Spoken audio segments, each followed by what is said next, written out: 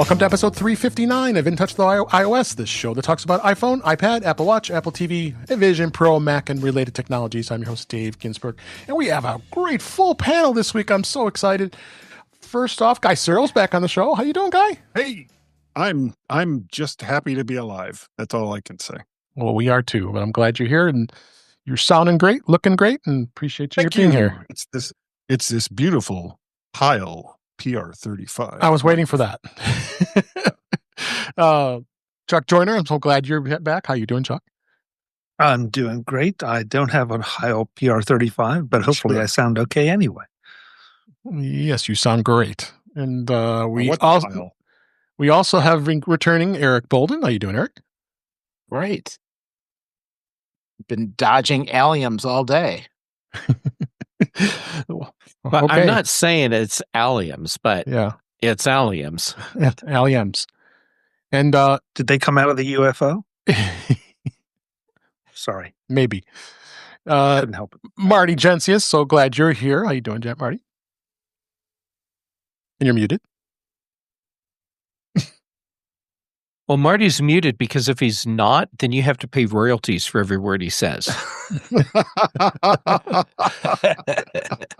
I muted myself because my dog was going nuts and I forgot to turn it back on. So there's no place I'd rather be with you than with you guys. Yeah. And I can say that safely because my wife's asleep. Be very, very I want to know quiet. who the UBs are. The UBs? UBs, yeah. It's in Marty's right side in bright letters. The Cubs? It's the UBS. You get the CUBS. So, but I'm sorry. I'm just seeing it as UBs. Well, it's a computer peripheral connector port for the dyslexic. Oh, there we go. That voice is Jeff Gamet. How you doing, Jeff? I'm doing all right. And I apologize to everyone for that joke that was in horribly bad taste. It was too funny as always. So we got a lot to talk about. iOS 18.5 was released, Vision Pro stuff. We got a little bit of Mac. Mac is going to be out there, and got some exciting announcements about CarPlay. Or is it exciting? Lots of news, but let's go ahead and dig in for the what's going on for this week. Let's start with In Touch with Vision Pro. Apple did release visionOS 2.5 with the Vision tab for Apple TV app. And Marty did talk about this last week because it was in beta. They officially released the fifth update to visionOS 2. And it came out in September, and it's a little over a month from 2.4. You can download it right from the headset, navigate to the settings tab, and in general section, it will download. You have to take the headset off for it to update once it's ready. But that is what was the biggest feature. Was the Apple TV app is now amazingly, finally, easily to discover and watch immersive videos. We've been waiting for this, haven't we been, Marty? Because I'm excited. Yeah. Yeah. Instead of having to search for them. I heard another report today that people were claiming that the environments, they sort of redid the environments in terms they're clearer or crisper than they were. So that people are saying, and they were doing before and after pictures. Yes. Before 2.5 and after 2.5 as comparisons. And Eric, you don't do beta, but did you update? I hope at 2.5? Oh, yes. Attaboy. As soon as I could. Huh. Yeah. So And it went really smoothly.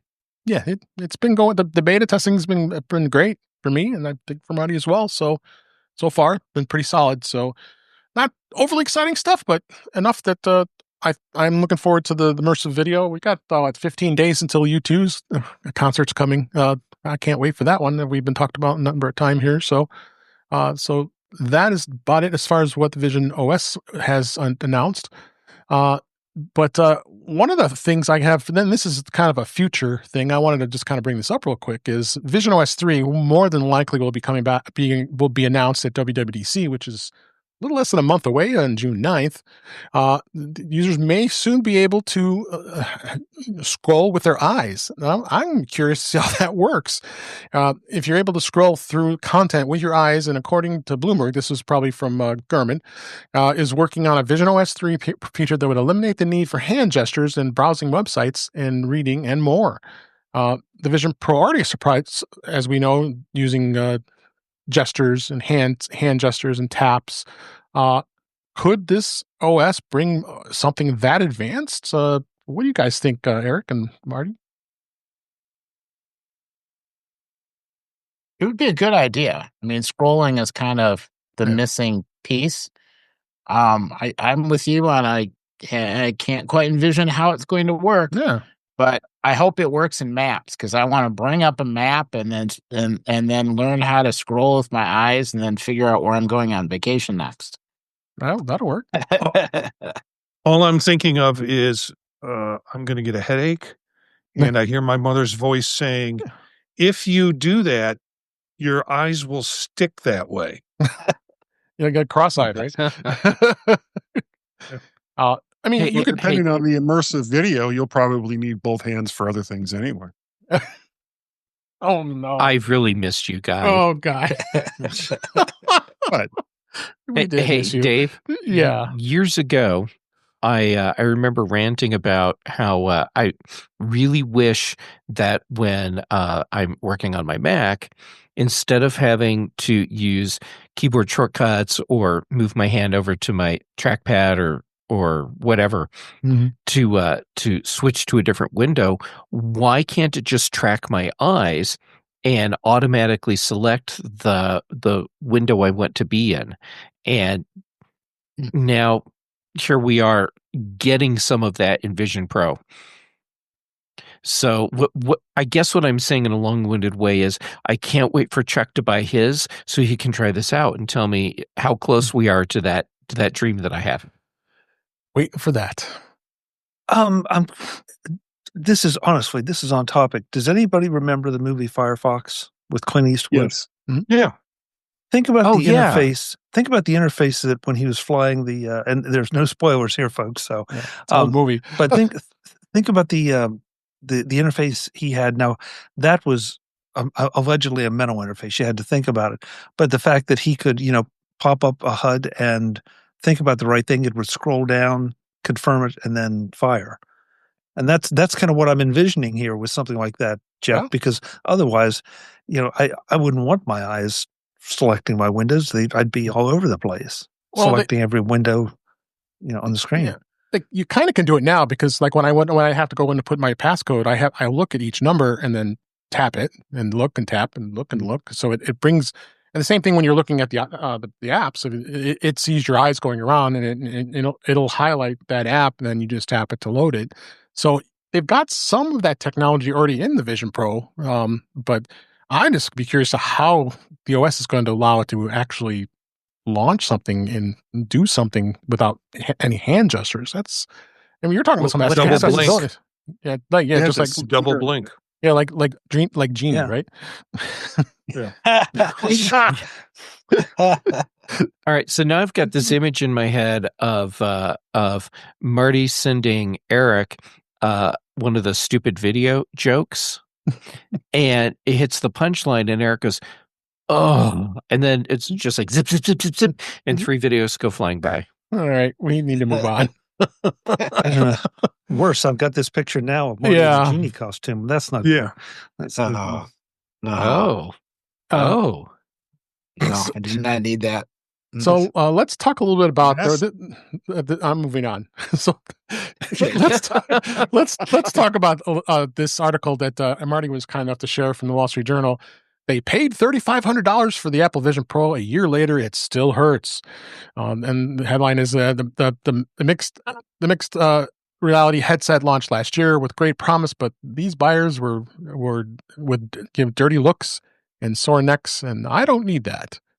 And I mean, there are some more early adopters out there. I'm not going to go read through the whole article, but that maybe they have some bit of a buyer's remorse. They're not happy with it, and even showing pictures of it sitting in a bin, which that kind of creeps me out because you spent that kind of money. You got that sitting in that bin there. It's shown in the article. But it was a new technology where I gave in. I gave in because I wanted to. I wanted to. I was able to be able to get one. And I'm able to be in the first right in the door with the latest of this technology. But why? And if you invested in it, then you probably should try hard to continue to try using it, because it's improving every time there's a new OS update, like we just talked about. And with visionOS 3, it's going to be the same way. What do you think, Eric? I mean, what do you think this is kind of over a little bit of a like a publicity that this article is? Kind of. I mean, I'm sort of impressed they found a group of people that were all unhappy. Yeah, because you kind of would have to try. Now, to be fair, if all they did is they bought it early and only made it through 1 or 2 minor updates, they never got to visionOS 2. Right.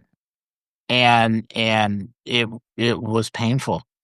visionOS 1 was very painful. And I went to by the time I bought it, it was already there, or 2 was already out. So I went right to beta. I didn't even want to even monkey, because it was still in beta. It wasn't even, there was still, was it 1.5 or whatever version it was.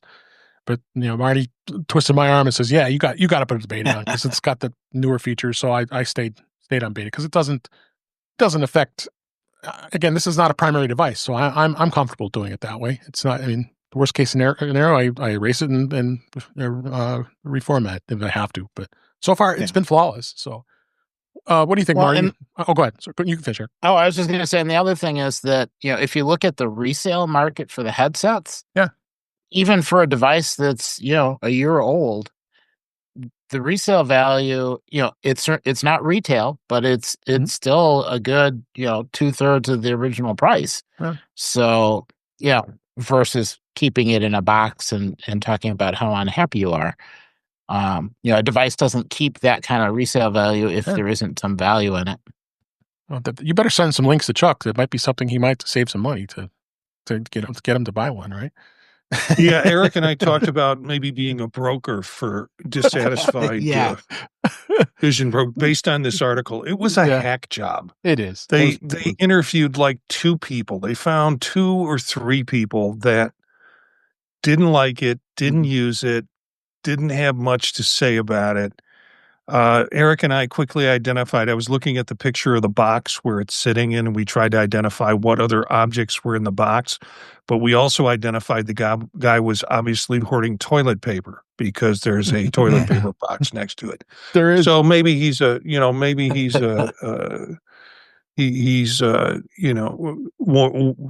for another problem. In the comments, one comment was, I wonder how many of these guys own Cybertrucks.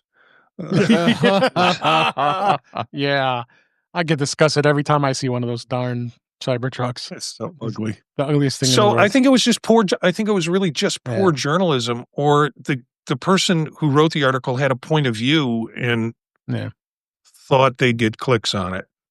That's something Jeff can tell us about. What do you think? That's all it's about is clicks. I mean, you look at something like this and you go, damn, how far has the Wall Street Journal fallen if they're resorting to a hack job article like this? I mean, you can only really read it in Apple News if you don't have a subscription to the Wall Street Journal. So our link is courtesy of a friend, so you can see the whole article. But yeah, people are paying for this too, to see this content. So, Jeff, Chuck, anybody you want to add anything else to this?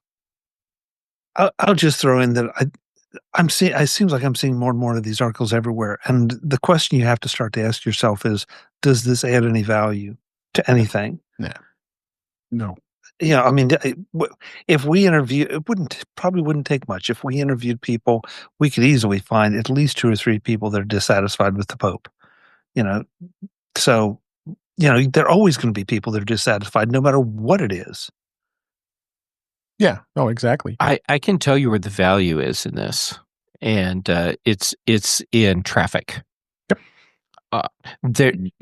It's understood in the blogging and journalism world that if you want to drive traffic to an article, you write a hit piece about Apple.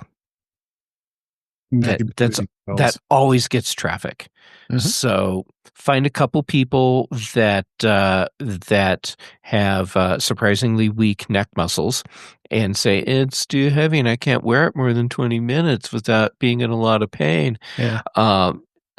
Maybe you should go see a doctor and make sure there's not something wrong with your neck or spine. But anyhow, if you want to get extra clicks and extra ad traffic, do an Apple hit piece.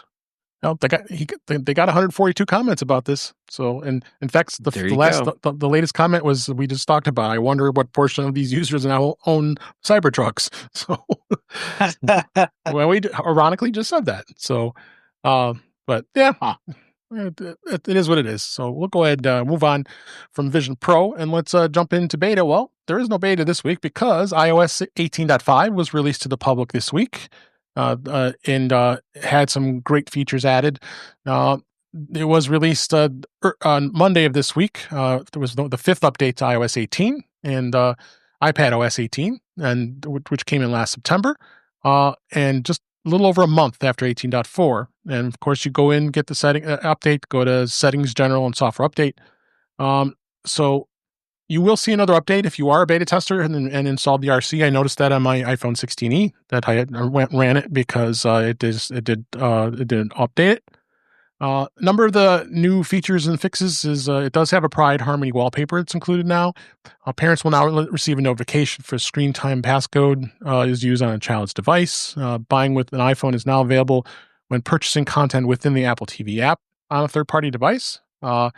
So they fixed an issue with the Vision Pro that may display a black screen, as well as support for carrier-provided satellite features, which is now available as old as the iPhone 13, which is pretty awesome. Apple didn't have to do that, but iOS 19 will be coming anytime now within the next month. So, be interesting to see. Other than being anything incremental from 18.5 that is released from now until then. You guys, those have updated it. Have you seen anything that you've liked so far? We don't have had it for a couple days, and some may have not even updated yet. But anybody want to add? But I haven't really noticed much difference. Yeah, Marty and I have been both on beta, and I did notice some of that stuff. But anything else you noticed, Marty, now that we are on the full version here? No, I think this is. I don't know if we'll see much more of anything, even if they do a little bit of it until we get to WWDC. So I'm expecting maybe a 2.51 if something is terrible that needs to be fixed, but not a lot in terms of updates or even developer updates until we get till after June 9th. Yeah. Yep. Anything else anybody want to add? All right. Go ahead. Oh, I mean, it was a nice, smooth update. Everything worked. Oddly enough, the only issue I had was, I updated everything at the same time, and I had a power outage, and my speakers didn't come back, and I ended up having to talk to everything with the iPad. Oh, okay. And the iPad Home app fixed a lot of issues. Oh, that's good. That was unexpected. Yeah, because I usually just let the HomePod update, but when I remember to go to the Home app, I go ahead and just force the update right away for HomePod. And I know, Jeff, you always update HomePod immediately after you go update your iPhone, right? Actually, yes, I do. Yeah. In hopes that I'll see a dramatic improvement, and you always get disappointed, right? But in sense of fairness, I can't say I'm disappointed with the update yet, because I haven't had enough time to really start playing with what I do with my HomePod and the S Lady, and see if I'm getting better performance and results. Yep. So next week, then I'll be disappointed. All right. We'll tune in next week when we find out what your disappointments are. Yes. Anybody else want to add anything to this before we move on? Okay. Just quickly, the watchOS 11.5 was just released. Nothing really notable. They did add the Pride watch face to it to match the band, which I have here on the watch. So that was that for watchOS. And tvOS also. Dave, go ahead. Yep. Before we do tvOS, I want to do a listener and viewer request. Oh, sure. If you're still running an Apple Watch Series 8 and you installed watchOS 11.5, have you seen an improvement in battery performance?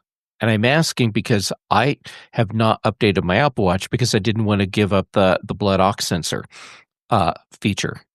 And I noticed after 11.5 on watchOS that my battery life seems to have improved. So, but you shouldn't lose the blood oxygen, even though you update the OS, because you have. No, well, I'm talking about like if you go to a newer model of Apple Watch the 10. where the feature's not available. Right. Yeah.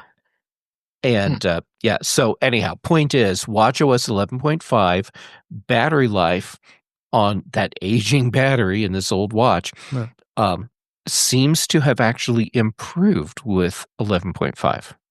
All right. Be sure to send us email and let us know if you are having improved battery life on the Series 8 of the Apple Watch. It's feedback@intouchwithios.com. Let us know. And as I was saying, tvOS is also out.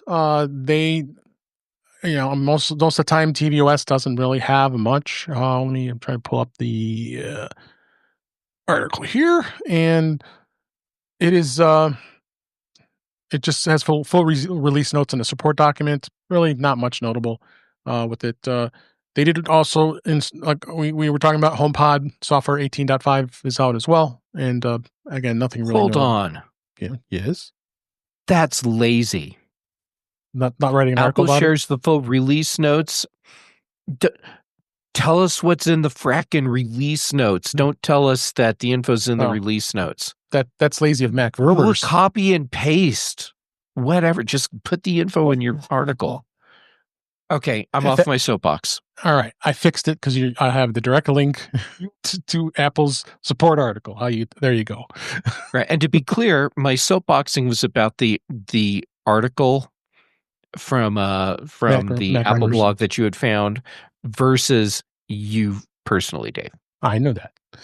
I know you're not lazy. You're on top of it. I try. Also, with tvOS 18.5, it did add some synchronized Dolby Atmos playback for AirPlay and Bluetooth speakers, which I'm looking forward to try because I have my audio engine with the Bluetooth adapter connected to it, and I was always having problems with syncing. They did fix the AirPlay over Bluetooth, according to Apple's release notes on this. The feature should address some persistent syncing issues for some Apple TV users that were encountering trying to play audio with Dolby Atmos. Multiple complaints were over on Reddit and the support forum, and we're going to try that out and see how that looks, because I have not tried that yet.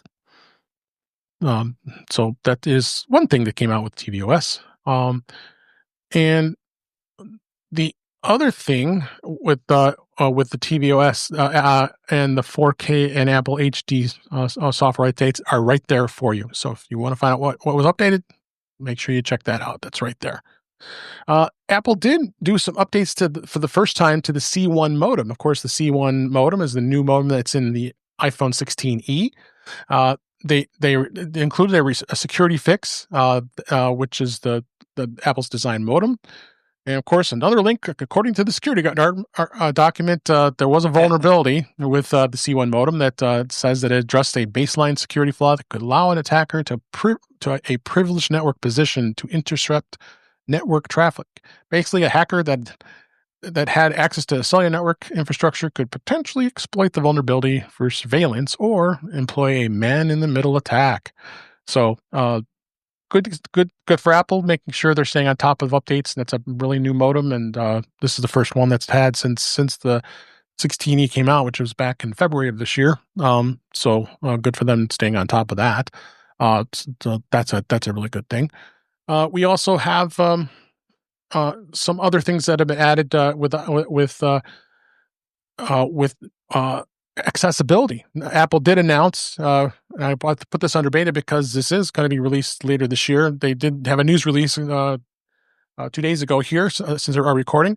It's going to be some accessibility, nutrition labels on the App Store, magnifier for the Mac, a Braille accessibility reader, plus innovative updates to Listen Live, visionOS personal voice, and more. And there's a whole load of stuff in accessibility. It's going to be in iOS 19. We'll report on this once iOS 19 is in our hands. But this is some really interesting things, and Apple actually is. It's not normal for Apple to see them highlighting something that hasn't even been released yet. They say it's coming. We're always hearing them in the rumors, but Apple actually released a news. There's a news release for this. Isn't that interesting to see that they did this? I hope it's that it's coming soon. I'm looking forward to some. Yeah, I mean, for you, especially with your vision and your challenges. I mean, hopefully there's some improvements for you. One thing I would love, and I don't know if there's already an app for this, if someone would come out with a barcode scanner that you could like take into the grocery store and see nutrition labels and things along those lines on the full iPhone screen. Because right now I go to the grocery store and I'm trying to look at what the sodium content is. I'm trying to look at what some of the other, parts of it is. How much sugar and fiber and all the rest of that. Right. And I usually have to go to the magnifier app and screw with it and try to get it so that I can read it. But if I could just scan the barcode and have the nutrition label come on the screen, that would be like fabulous. I'd be surprised. I'm surprised that there isn't something out there that does that. And that wouldn't be there's an app for just people that have, sight issues. That would be a benefit for anybody. Sure. Guy, I played with an app. It's been a few years ago now that it looks at the actual label on the product and pulls everything out and displays it for you.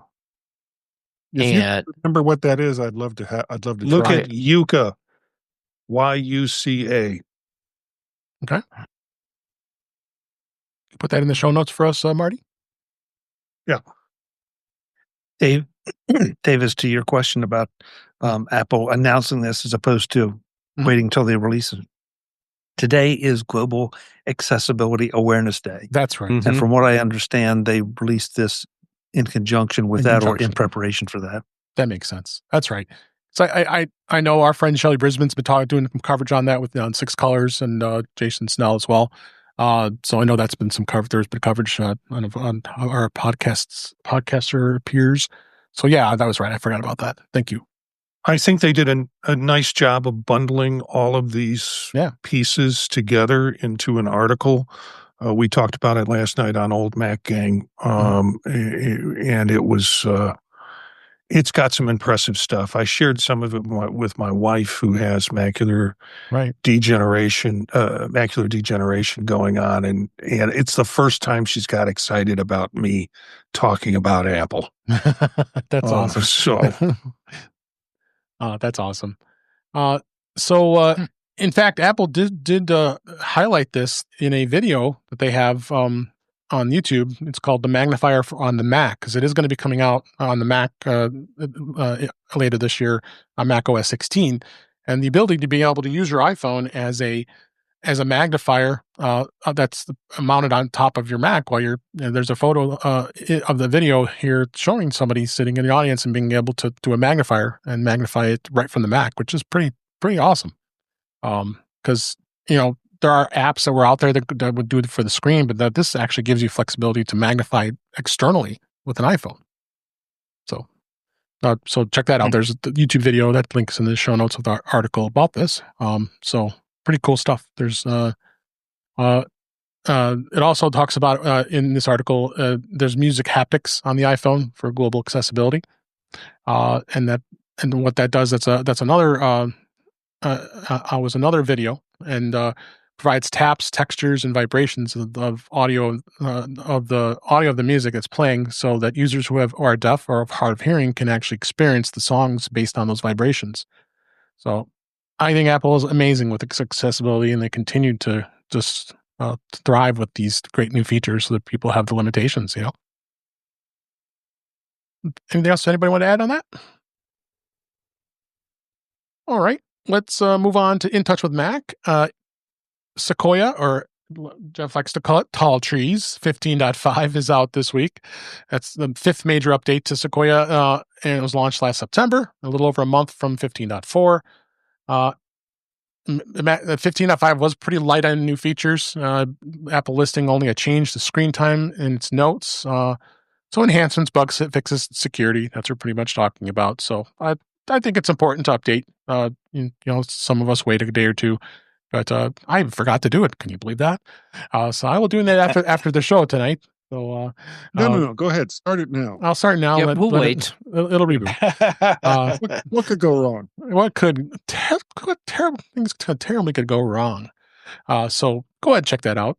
Other thing that they added with Safari web push update in 15.5 will save you on some battery life. Not that I've ever experienced a lot of battery life, at least on my newer Macs. I tell you, I have a work Mac that I've been using a lot on battery, and I got almost close to 2 days of use on it. Probably on average using it like 3 to 4 hours each day. So the battery life is on Macs, and especially on this is an M3, is pretty amazing. So, but that's good that they're saying they're making more efficiencies with Safari when it comes to battery life, because that's the big thing that they've been talking about here with battery life, with all of our devices. So, all right. So let's move on to another topic. CarPlay Ultra. It was announced. And are we excited? I don't know. Because the first car that's going to begin with having it is the really affordable Aston Martin vehicles. So the CarPlay Ultra, which is the next generation of CarPlay, will be available on that Aston Martin vehicle orders in the US and Canada. And they'll be able to update existing models with the feature on the next generation system through a software update in the coming weeks. So that's kind of cool. They're retrofitting other Aston Martin vehicles, and it is one of the things that they do finally have declared and got information is that a design is going to be unique to each automaker, which is a great thing. And they started with Aston Martin. I don't think any of us here would afford an Aston Martin, because I think most of them are around $250,000. So yeah, a little out of my budget, and I think most of us here. But good to see that it's happening, and there are going to be other vehicles that are becoming later. They are working on those other vehicles. They have a list here. I got a link in the show notes here to what is going to be the three right now. The more affordable vehicles is going to be a Hyundai, a Kia, and Genesis. The original list. Yeah, the original list was all the big ones, like Acura, Audi, Ford, Honda, Jaguar, Land Rover, and Porsche was. We were all waiting for this for years. What do the people think here? I'll start with you, Jeff. What do you think? Where is this going to go? I mean, if it's starting with high-end cars, is it going to come to cars that a normal person can afford? Well, it depends on your definition of normal person. Well, I guess a car that's not over $50, $60, $70 or $80,000, let's say. I mean, eventually, yes. It'll work its way down the system. I'm glad to see this announcement, because it means we finally have CarPlay Ultra actually rolling out. And I know a lot of people are complaining, saying this is taking too long. Apple's dropping the ball. It's not coming together. It takes a really long time. Yeah. To go from concept through design and then production to getting a car out into a customer's hands. So I'm not surprised that we're just starting to see this now. And a lot of the companies that were announced in the beginning that we haven't heard anything from lately, except for GM related products, I'm not that concerned. Right. It's going to come. The car industry, this is slow. It is. So it's just going to take a while, and this will be a luxury feature at first. I mean, think about when CarPlay first rolled out.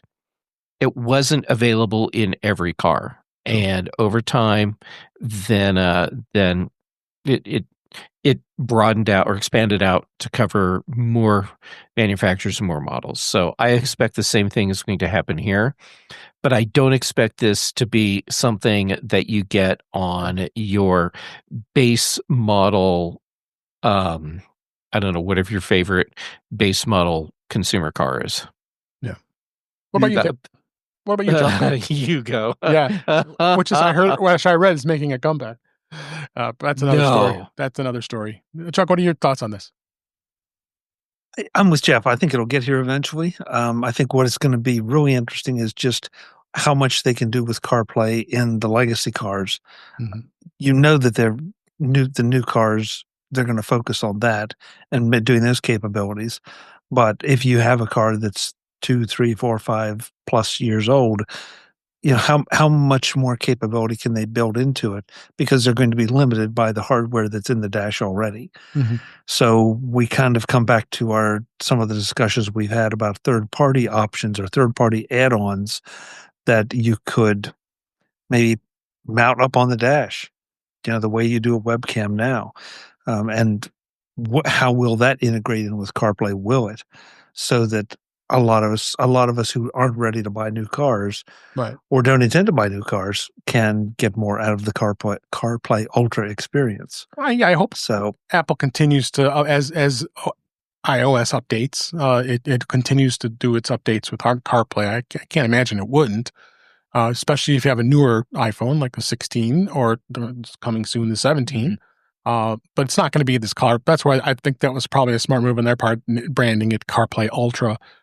Because it's going to be a full dash experience. And all the automakers can actually customize it to the way they like. That's one of the things that they were worried about with the car manufacturers. Are they going to be at the mercy of Apple? I don't know. Apple's being very flexible with the automakers. They can, if they provide their knowledge and know-how of the software, then they can customize it any way they'd like that matches with the vehicle. So, which is a good thing.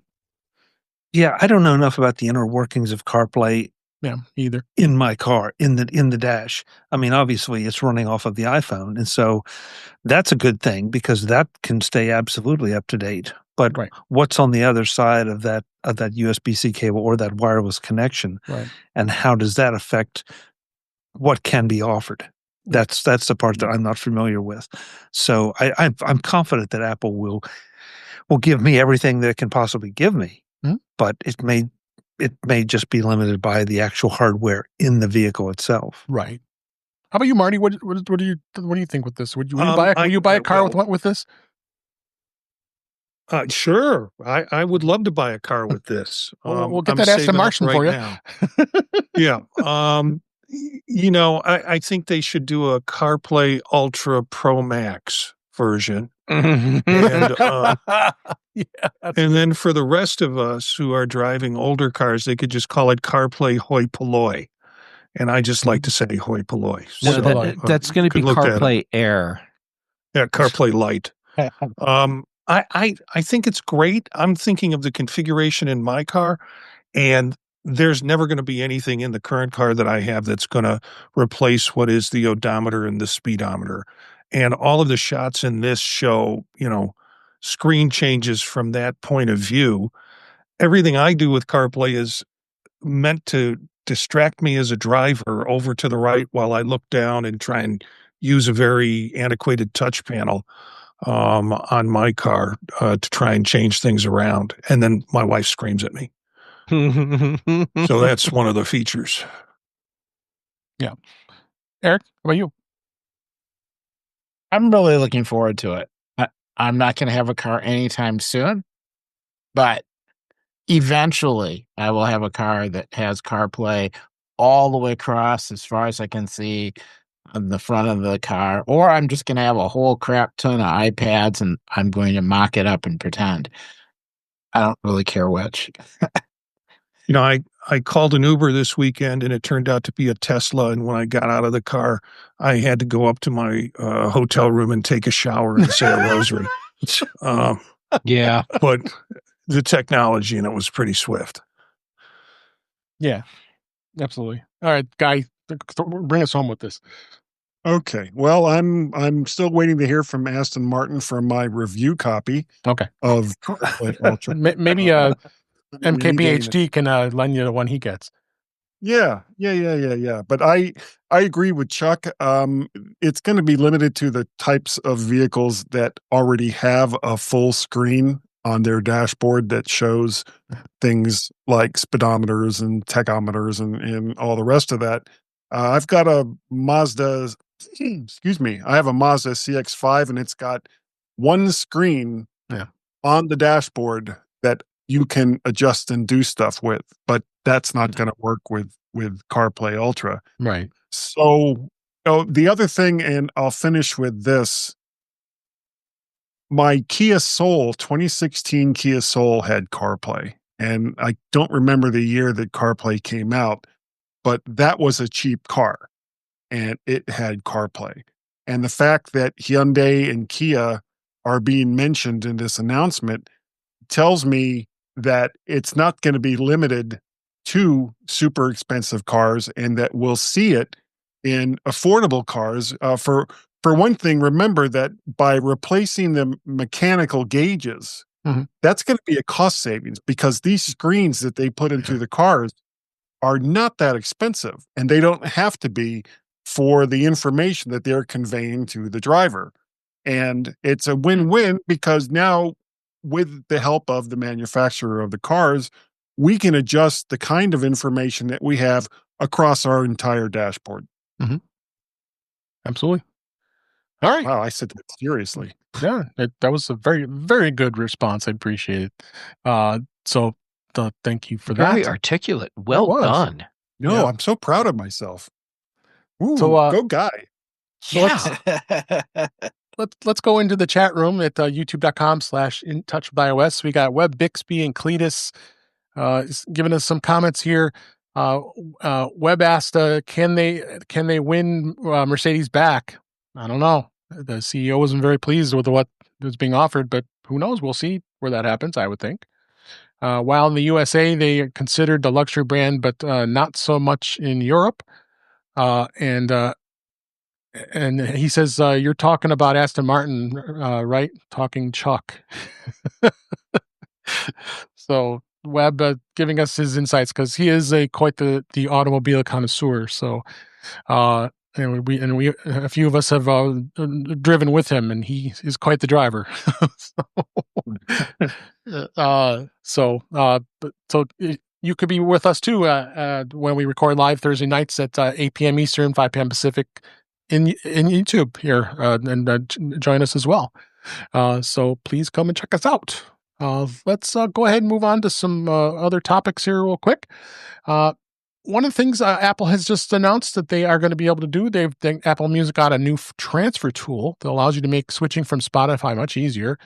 They introduced this new feature designed to allow prospective Apple Music users to import their saved music and playlists from third-party music services to Apple Music.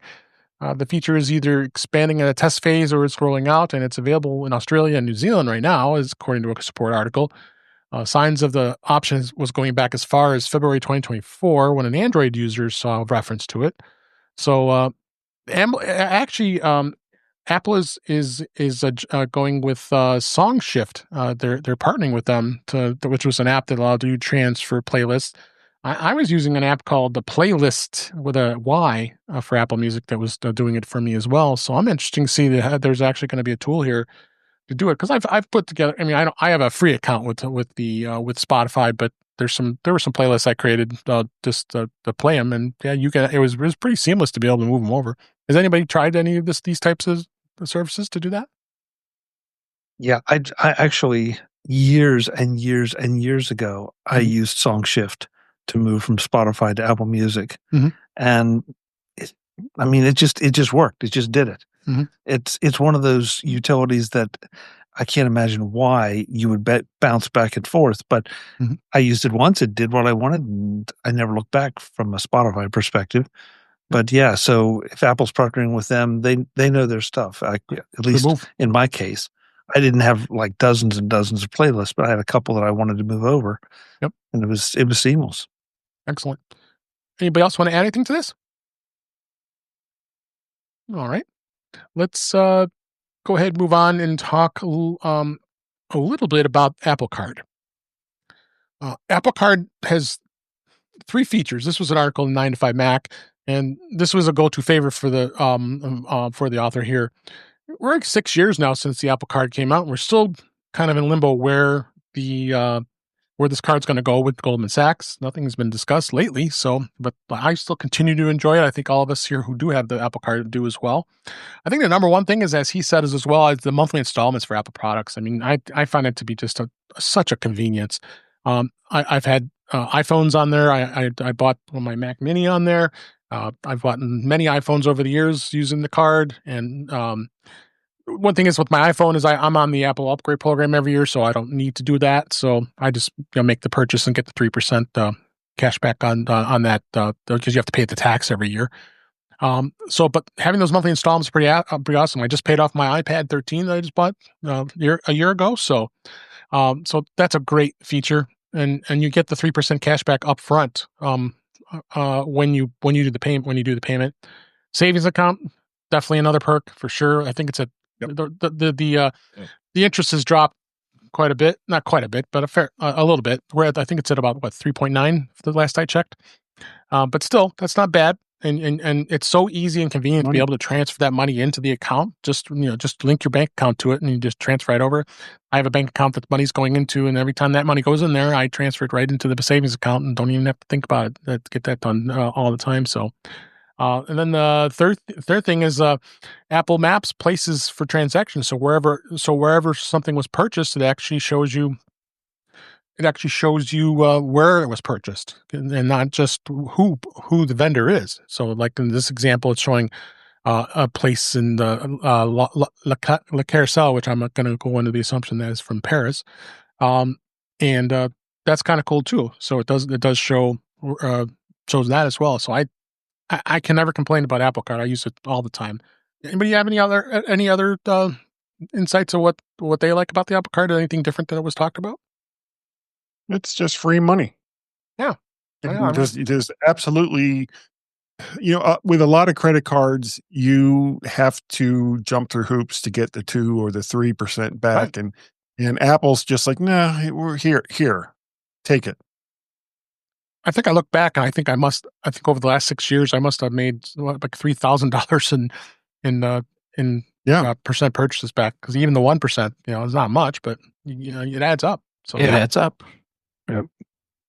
It's still. I mean, it's not a lot of money, but it's still more competitive than my local bank from a money market perspective. Exactly.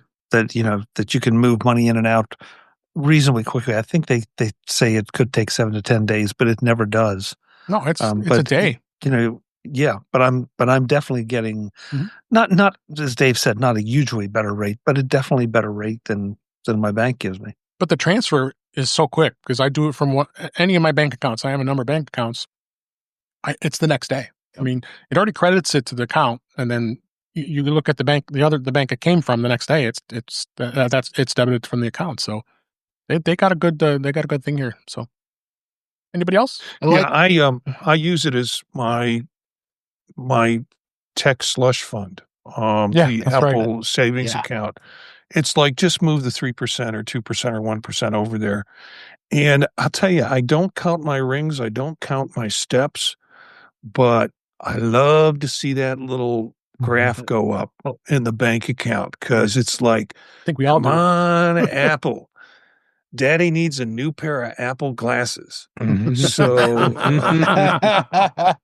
it will be there when I need it. Yeah, absolutely. Yeah. Anybody else? I like that the daily cash doesn't just go into a counter where it says, oh yeah, you've got this. What do you want to do with it? It dumps it right into savings, so it starts earning interest right away. Yeah. That's really convenient. Even it's 23 cents, it's going to transfer that if it was 1% on something you bought. Yeah, it lets you know right away. So, all right, let's talk a little bit about RCS. We all were pretty excited about when RCS finally came over to iMessage, and then we're able to talk to our friends that use Android. Those green bubble people. So the ability to being able to get RCS messages, being able to actually see if someone read a message or not. You never had that option on an Android user. You can send graphics just like we do in iMessage, how we us blue mobile people. Well, it was determined that there was more than 1 billion RCS messages that are sent daily on both Android and iOS. And this isn't just in the United States. And Google said this. And this is quoted from Google. That of course we know what the communication protocol did. It replaced that prior SMS and MMS standards, which were very old and antiquated. And we know it was developed way back when by the GSM Association, and Google's been championing it for years, and they finally won Apple over, and we finally got it on here. So I think everybody's pretty happy about it. But like I said, it supports high-res photos and videos. You've got a much better experience with the Android folks. Support for larger file size and sharing, audio messages, cross-platform emojis. The emojis work now. But you would send emoji to an Android user, it'll be a bunch of characters. You wouldn't even know what the emoji is half the time. So this is cool. I'm glad that by adding Apple iOS, I believe that has really boosted the use of RCS. Jeff, what do you think? I'm actually not surprised at these numbers at all. And really, it's just an indication that that operating systems have been updated to support RCS, and I think most people don't even know. They're just using their phones, and text messaging is incredibly popular and convenient. Mm-hmm. So there you go. But I'm glad that that RCS is being used much more broadly. Mm-hmm. So, like you said, we now have better security cross-platform, and that's a good thing. What do you think, Eric? I guess I'm happy it's there. I still I don't kind of like the older texting. I don't like the fact it's tied to a number.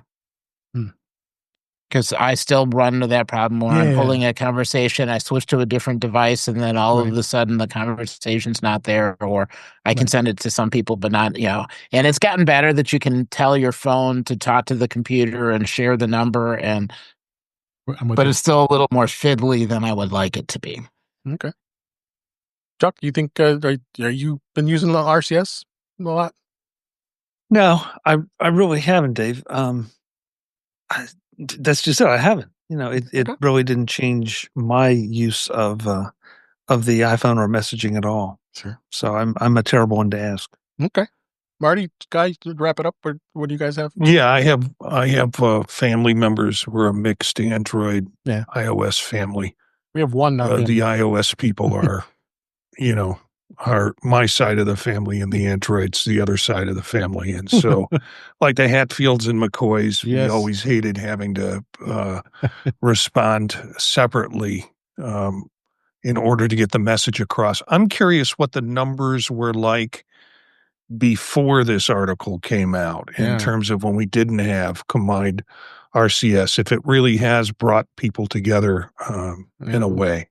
I don't think it has. I think this is just an indication that people do a lot of texting, and it just so happens that we can track RCS now, and so that's how a lot of this is happening. Yeah. Guy, anything you want to add? Yeah, while most of the people that I know and most of the members of my family are using iPhones, hallowed be its name. I do have a few people, including my son Guy's girlfriend / hopefully soon to be wife, who is Android, and I've noticed that since the update, a lot of the problems that we were having in a group chat have just gone away. Yep, and so that makes me happy. Yes. All right, next news story. Apple and Universal Music have announced sound therapy.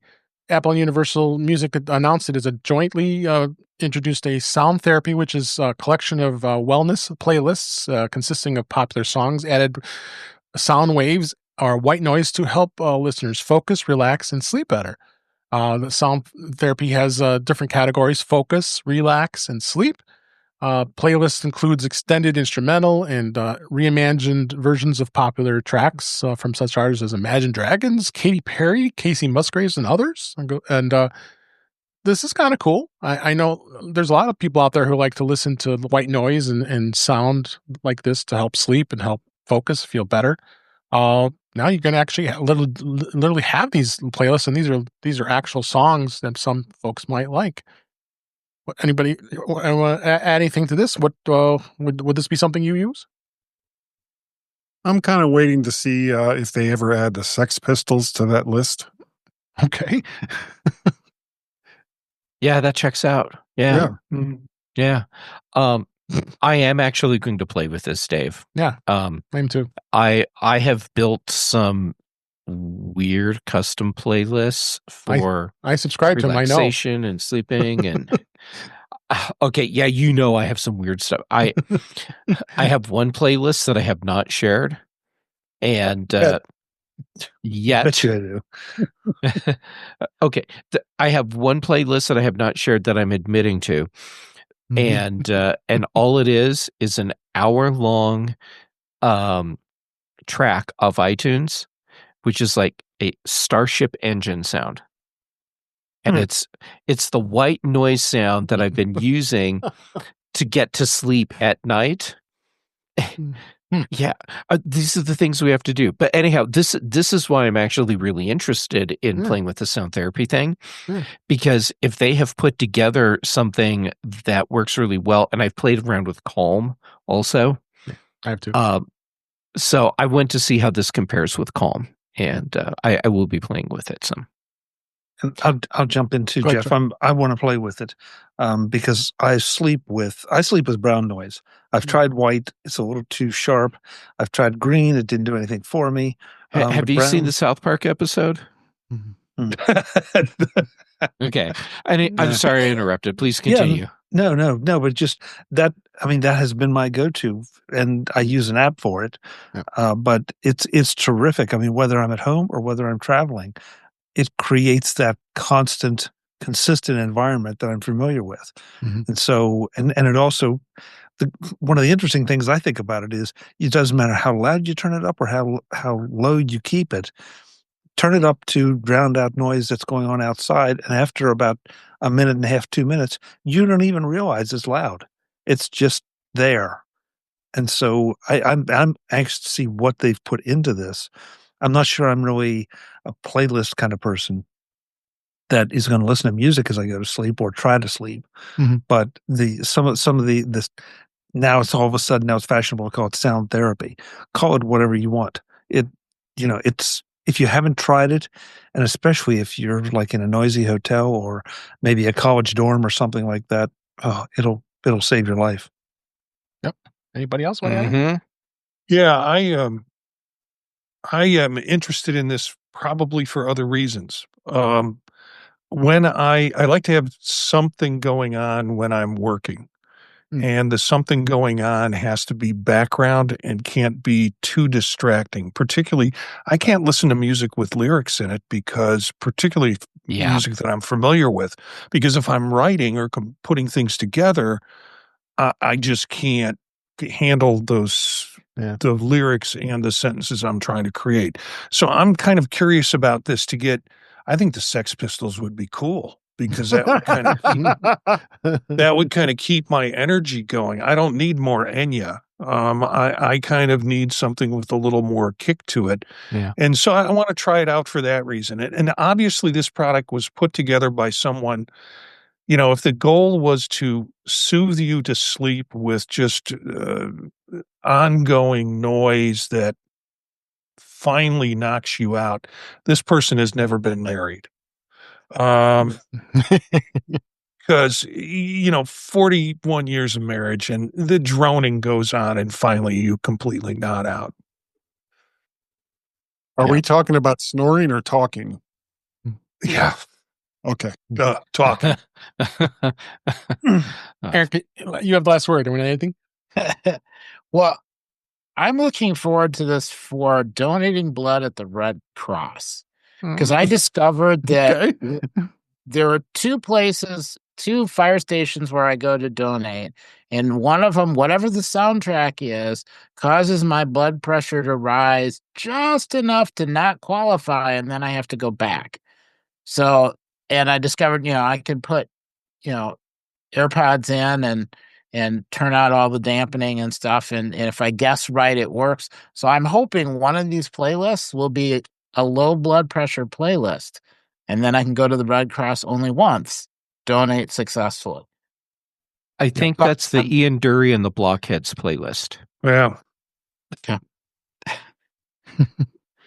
All right. A couple more stories before we wrap up this week.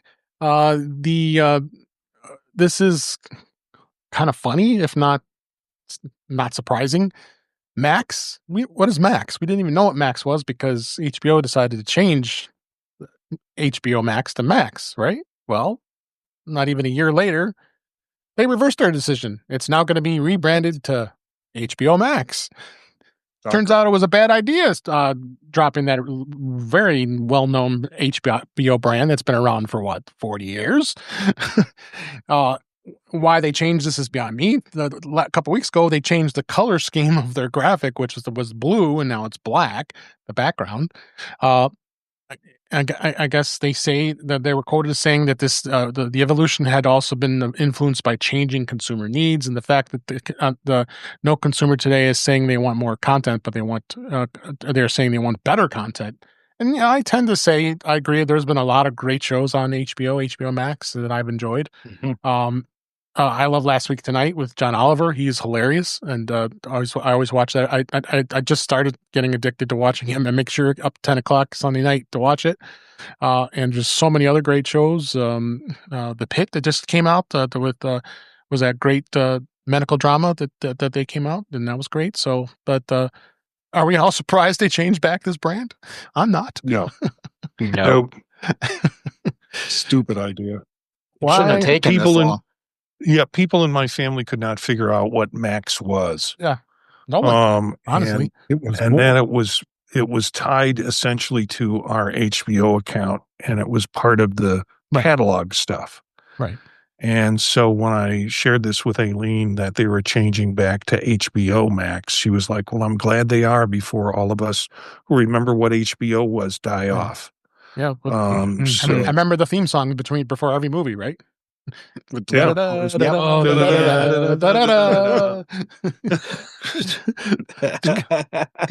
In Touch with iOS Orchestra here. Yes, it was. That was fantastic. That was good.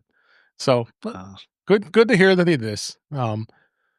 Two more quick articles here. Apple Maps is now featuring insights from expert sources like the Michelin Guide. Apple has updated the Maps app. This is just yesterday as we record here with those insights, ratings, reviews, and expert sources with the help of some really high-ranking restaurants, hotels, and the Michelin Guide, which is, of course, the one of the more leading industry experts of making recommendations, gives a lot of. When you get that rating, especially restaurants, they tend to be very good and tend to be very busy too. So good to see that they continue to evolve Maps and put more of this great information in here. I know Google's doing a lot of stuff too. I know Google just came out with the feature where you can take a screenshot of something and it'll actually create a map of where you're located in that screenshot. So I think maps are starting to evolve even more. Anybody want to add anything to this? All right. Just it keeps getting better. It does. It really is. So check that out. And then the last story I want to wrap up this week is Apple did.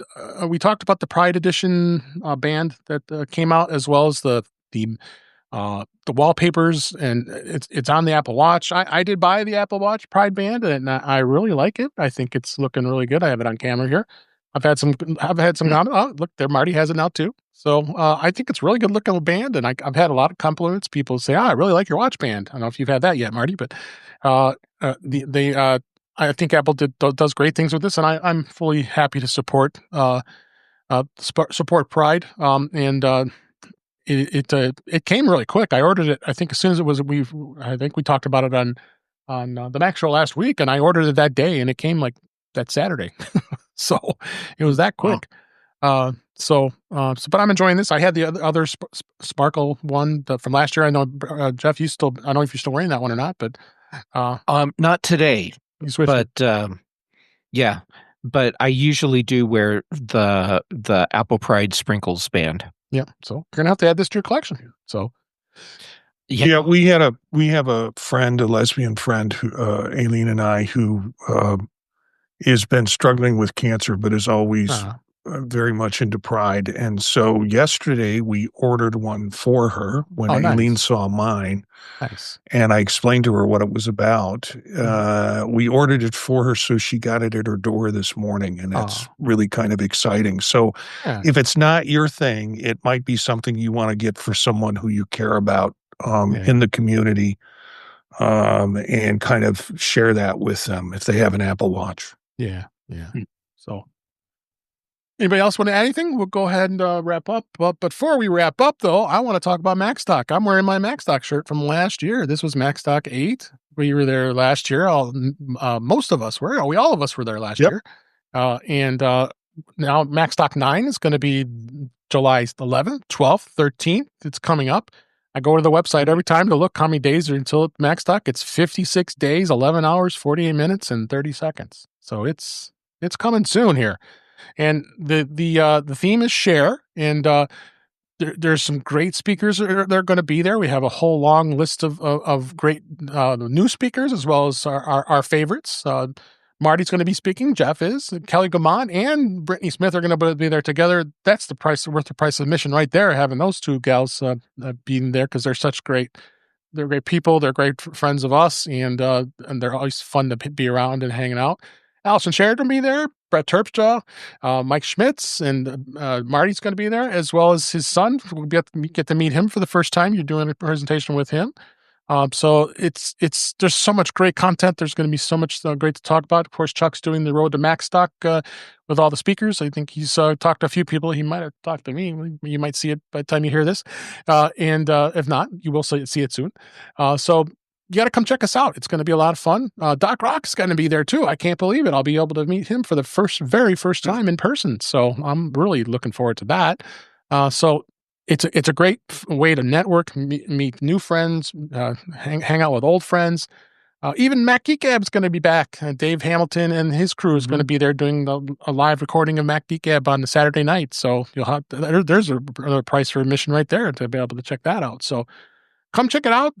Again, it's July 11th, 12th, and 13th and it's coming up soon. If you register, and if you want to get discount, you can, because you can use our actual special code InTouch50. If you use that at checkout, you're going to save $50 off the cost of a 3-day weekend pass. So please go check it out, MacStockConferenceandExpo.com, and join us. We would love to see you. Anybody want to add anything? Other excitement? The great thing about the MacStock Conference and Expo, number one, since they've moved it to I forgot to meet the Holiday Inn next to the hotel. Yeah, go ahead. Thank you. In Crystal Lake. Everything is in one spot. So, once you check into the hotel, you got 3 days of just meeting so many great people that you don't even have to worry. You can just put your car in a parking lot and it's going to gather dust. That's until what it did for Sunday. So Mm-hmm. if you can get to the MacStock, if you can get to the Woodstock area of Illinois, I have been to almost every single one of them. Unfortunately, I can't make it this year, but I'll be there in spirit, and I'm really, really going to miss it. But if you can get there, get there. Yes. Do you want anything from Portillo's? Yes. You were near him the other day too. Could have brought him some. Yeah, I was in Alexander yesterday. Oh, you were. What were you doing? Later. We'll talk after. So, anybody else want to add their insights? I mean, I think everybody knows. Yeah, it's a great event. It's a lot of fun. It is. You get to learn cool stuff, and if you listen or watch a lot of podcasts, you get to hang out with in person the people from all the shows, and discover that that most of the people are just really cool and laid back. Yes. Approachable. Approachable, except for me. I'm like a horrible jerk. He is, but Yeah. I jump in too. I mean, it's a favorite weekend of the year for me because not only do you get to see people like we have here, and other friends, but you get to meet new friends. Yes. And you automatically have that connection with them because you're all there for the same thing. Mm-hmm. And that's an unusual thing in today's world, it seems. It only happens at certain events, like certain sporting events or concerts, where you just have that immediate connection. Everybody is friends, Mm-hmm. and everybody has something to share and something to teach, even if they're not up on stage. So, yeah, I'm with you guys. Get there. It's like a family reunion, but in a good way. Yes. Yes. Webb asked in the chat, will we be doing In Touch with iOS at MacStock? Absolutely. We're going to probably have all of us folks. Sad you're not going to be there, Guy. We wish you. We'll have you in spirit. Yes, we're definitely going to record. I'm guaranteeing Marty's going to be doing some podcasting, and who knows, Chuck might do a little bit as well. You never know. And maybe some Vision Pro. Vision Pro stuff. And now you've got 3 of us here that have it, and then we get some more. Hopefully, you get some others that have them as well, and that will now I can participate comfortably and be happy I get to do it. So, yes. So it's again, it's the Holiday Inn. It's out in Crystal Lake. It's a great conference center. Come and check it out. Make sure you use the offer code INTOUCH50. You're going to save $50 off the price, and come join us. We can't wait to see you. All right, let's go ahead and wrap up for this week. That's a wrap for this week. Please send your comments, questions, suggestions that are to our email address, which is feedback@intouchwithios.com. Follow us on BlueSky and Mastodon at InTouchWithIOS. Support the show by buying me a coffee at intouchwithios.com/coffee. We'd really appreciate it. You can become a Patreon of the show by going to patreon.com/intouchwithios. We have 2 tiers available to support the show. We would really appreciate it. Make sure you like, share, and subscribe so you are notified when we are live streaming, which is Thursday nights at 8 p.m. Eastern, 5 p.m. Pacific. So great to see Webb Bixby and Cletus and others that were in the chat this week, that they were able to hang out with us while we recorded live. You'll see the live streams. Real quick. Cletus, thank you so very, very much for the offer. Just wanted to, and that's as far as I'll go with that. Thank you. All right. Yeah, so make sure you come join us when we're doing it live. You'll be able to interact with a lot of our friends, and you can be part of the show as well, by asking questions while we're recording. We have the live streams. I leave those up there, as well as being able to listen and watch the past live streams, as well as listen to past shows. In Touch with iOS magazine is on Flipboard, and many of the topics we discuss are in that magazine. The link is in our show notes. You can subscribe to our show in your favorite podcatcher, including Pocket Cast, Overcast, Apple Podcasts, many others. Just go to our website, intouchwithios.com, where all the links to all the ways to listen to us are there on that website. I am Dave Ginsburg. You can find me on BlueSky, Mastodon at DaveG65. And Guy Searle, thank you so much for being here. It's always a pleasure having you on the show. Where can people find you? I appreciate you having me on. I almost said Jeff. Dave. There. Geez. Instead of providing all the links, I'd like to very, very quickly say that Tim Robertson of yes, please, founder of the MyMac podcast and of course the MyMac website, has been ill as of late, and if you could please keep him in your thoughts and prayers, and let's hope that he's going to be back leading the charge again very, very soon. Yeah, thanks for that. Go, Tim. We really miss you, and hopefully you're going to be feeling better. We want to get you back on your feet. So. And Chuck Joyner, thank you for being here as always. So always a pleasure. Where can people find you? MacVoices.com. That's where you'll find everything that I'm doing. As Dave mentioned earlier, we are doing the Road to MacStock series. 2 episodes, I believe, out now. At least 2 more, maybe 3 in the can. So they're going to be coming out over the next few weeks. The idea is to let you know, introduce you to some of the speakers, let you know what they're talking about and why you should attend. So go and check that out. Please.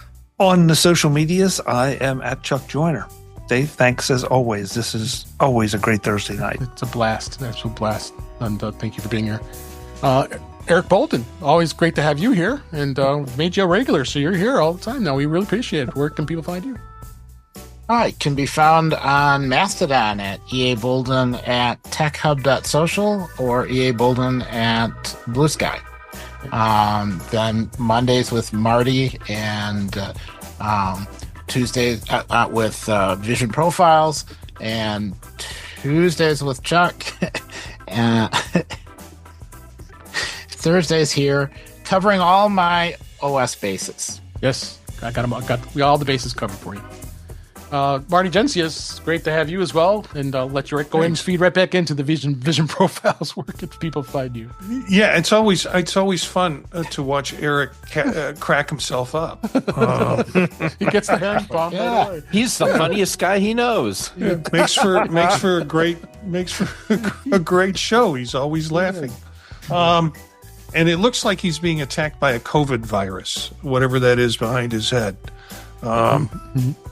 Anyway, Vision Profiles on Monday night, 9 p.m. Eastern Time with Eric Bolden. We cover things Vision Pro and AR related. You can find me at Jencius, Jencius, at BlueSky and also at Mastodon.social. The other projects that I'm involved in, you can find at thepodtalk.net. And that involves things like Gear Up and Go with my son and Old Mac Gang and all sorts of fun podcasts that I'm involved in. But I love being on with Chuck on Tuesday nights on Mac Voices, and Thursday nights kind of caps off my week. So no matter how the week's been, it's always great to be here with Dave and great folk to have fun with. So absolutely. Thanks. Even Jeff. Speaking of Jeff Gamet, always a pleasure for you to be here. Where can people find you? Okay, so sorry about my camera shaking so much. Okay, here's the funny thing. I've been out all week and got home this afternoon. My office manager, she has really been missing me a lot. And so she hopped up on the desk just a little while ago so that she could be right here with me. But instead of facing me and looking at me, she's been looking at the preview window for the show on my screen and watching me there. And it's very clear that's what she's been looking at. And everything started shaking because she started pawing me on the screen. Anyhow, all right. So when I'm not getting digitally battered by my office manager, you can find me on the social medias as Gamet, pretty much everywhere. I'm active right now on Mastodon and PixelFed and BlueSky. And then for shows, Chuck, for whatever reason, lets me join in on Mac Voices Live on Tuesdays. And Dave, thank you. I still don't get why you let me on your show here, but I enjoy being on In Touch with iOS, so thank you. Then on the British Tech Network, the Big Show on Thursdays, the Mac Show on Fridays, Brian Chaffin and I do the Context Machine, and as we record, our latest episode was published. Nice. So that's out, and then Patrice Brendamore and I do Retro Rewatch. Excellent. Thank you all for being here. We have had just a great panel here this week. I hope you enjoyed the show. We enjoyed doing it. We'd like, as I say, we will be back next week. We keep doing this weekly and love talking about Apple and talking about all this great tech that we are all very passionate about. So thanks for listening. Thanks for watching, and we'll talk again soon.